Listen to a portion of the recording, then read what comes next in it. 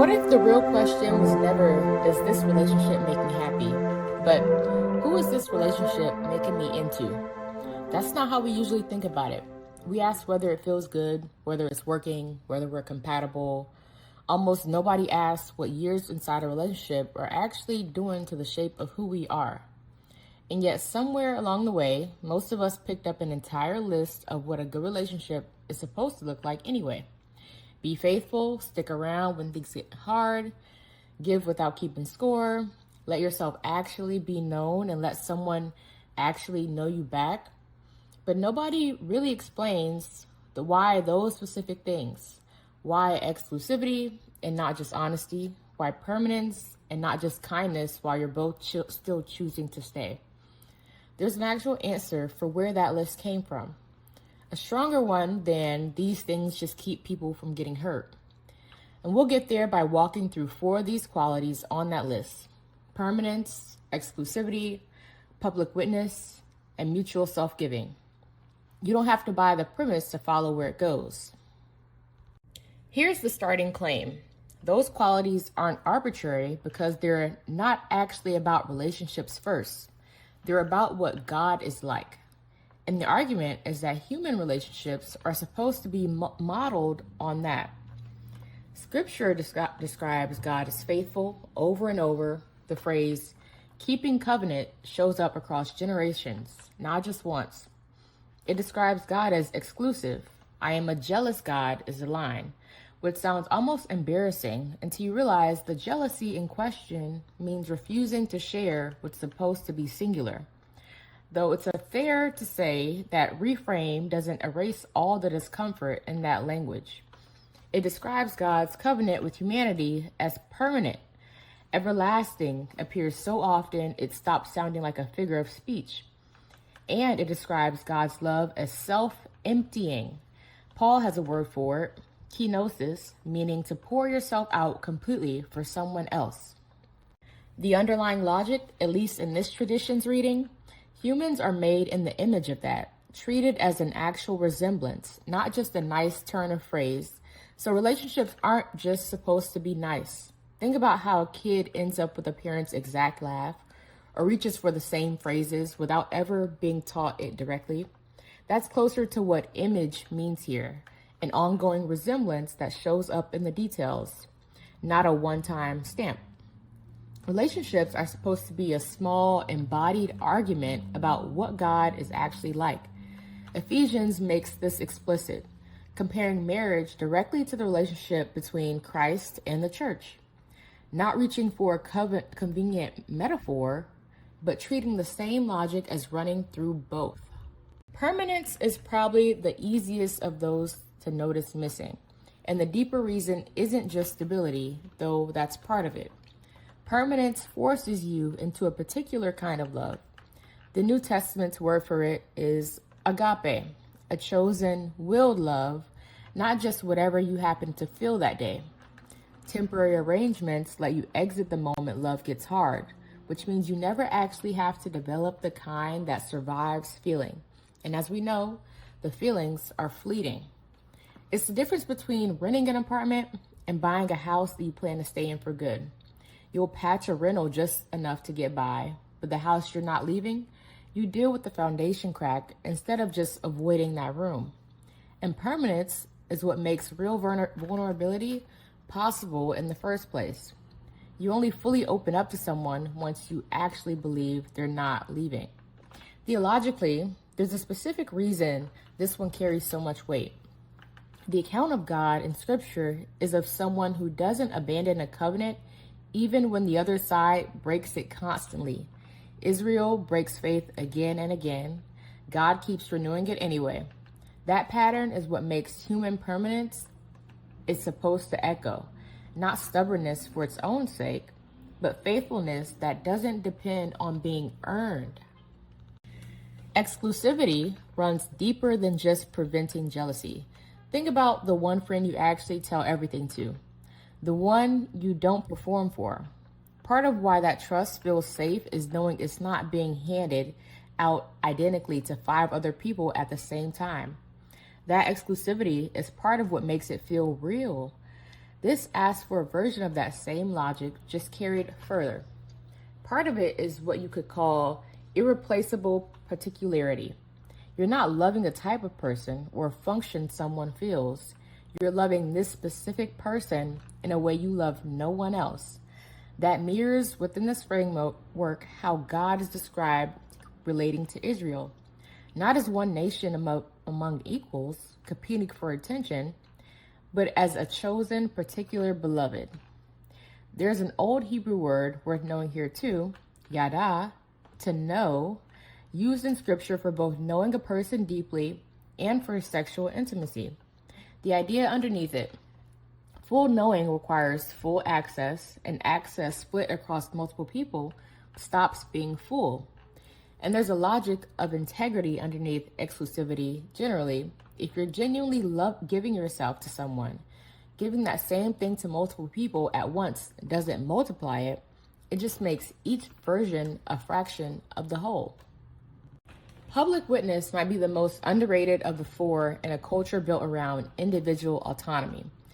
There's a reason a goal you announce out loud tends to stick better than the one you'd only decide on privately. Once someone else knows, backing out costs something.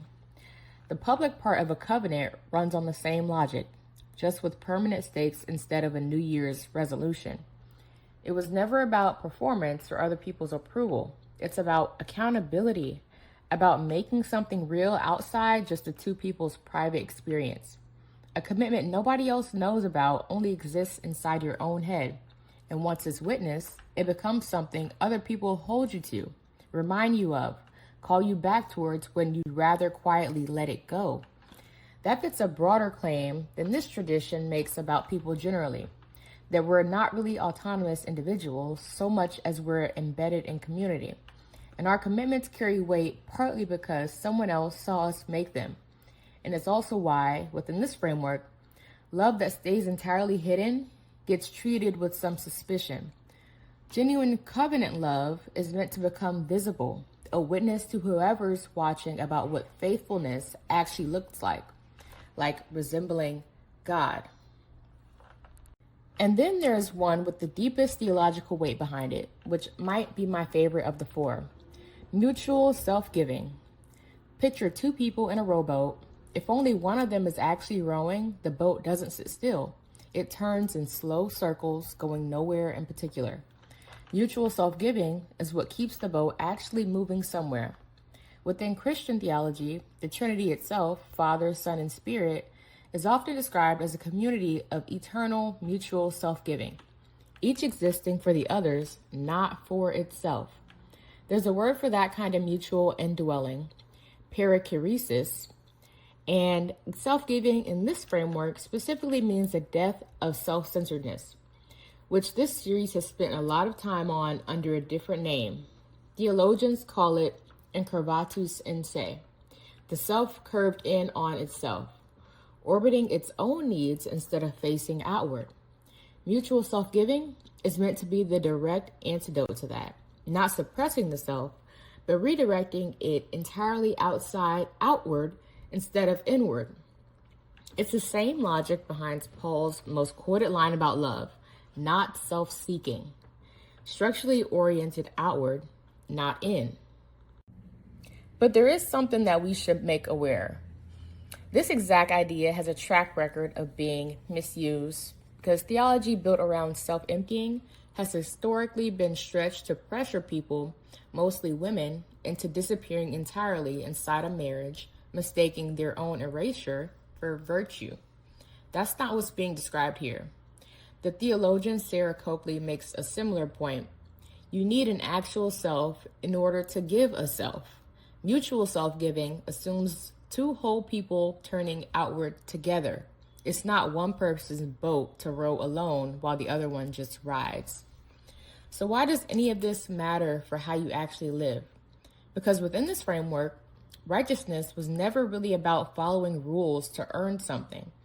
At its more thoughtful version, it's about becoming the kind of person you were actually built to be, which means becoming more like the thing you were modeled on. It works something like lifting weights. A strain isn't a side effect you tolerate to get somewhere else. The strain is the actual mechanism that makes you stronger. Every time you choose permanence over exit, you're practicing faithfulness and you become a slightly more faithful person. Every time you choose giving over keeping score, you're practicing that same self-giving love and you become a slightly more loving one. Every time you choose this one person over the pool of other options, you're practicing exclusivity and you become capable of a deeper, more particular kind of love than you had access to before. And every time you let yourself be seen and held accountable instead of keeping things private and easy to walk back, you're practicing public witness and you become someone whose word actually means something.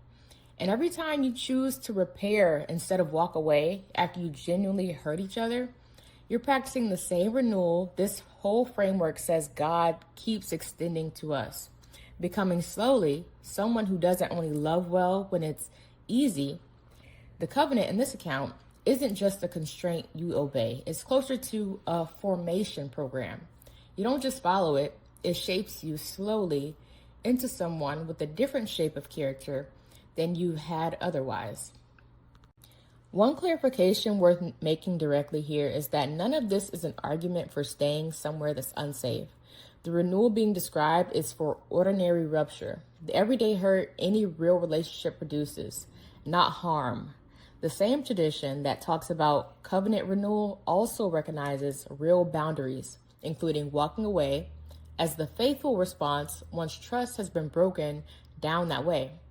That's a different kind of faithfulness, not a failure of it. And it's worth being honest about a plainer version too. You don't need any of this theology to explain why permanence or exclusivity might matter. Evolutionary psychology has its own account of why humans pair bond and value stability, with no reference to God required at all. This framework isn't claiming to rule that out at all. It's just naming what changes if you take the theological account seriously. Those same qualities stop being merely useful and start being formative. Practice for becoming a particular kind of person, not just a stable one. Practice doesn't happen in the abstract though. It happens in specific moments, over and over, mostly ones that nobody else is watching.